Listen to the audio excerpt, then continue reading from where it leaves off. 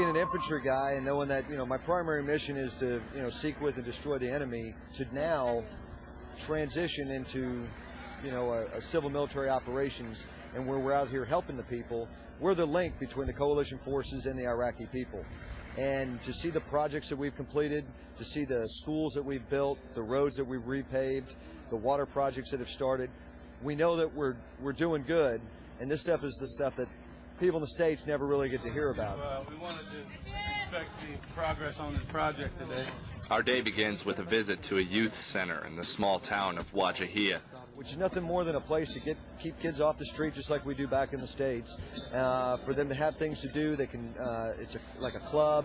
They can come together. They can play sports. They can play table games, and it keeps them from getting in trouble. The soldiers tour the building and talk with the man who runs the youth center. For the most part, the soldiers are happy with the progress that's being made. Did that go well? Yeah, it went okay. Yeah, the problem that you saw in there was the furniture, and when these guys make up a statement of work, we find out that a lot of times, they do the construction part, but they never ask for anything that, goes inside, and so you get to this nice building and nothing really in there. Right. So then we have to go back and go, hey, what are you going to do about furniture? Oh, yes, we need that. So they'll put in another statement of work, but it has to go through the whole approval process. From the youth center, the soldiers take a short ride over to a soccer stadium currently under construction.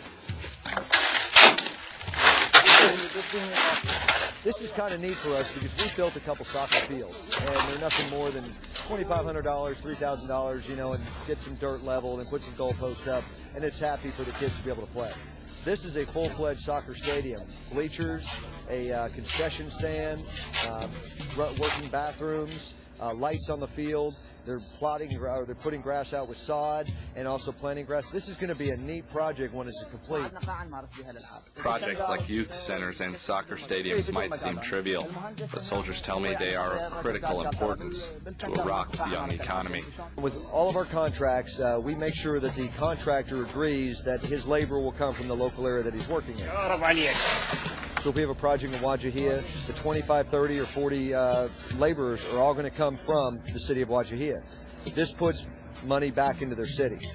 There used to be a lot of unemployment with all the money we pumped into this area.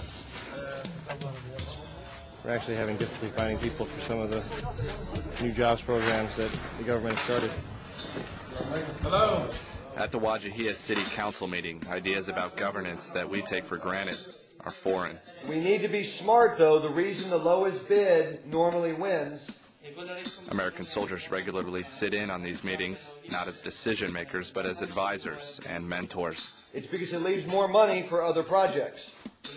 While we're with the city councils, we're trying to help them understand democracy and governance.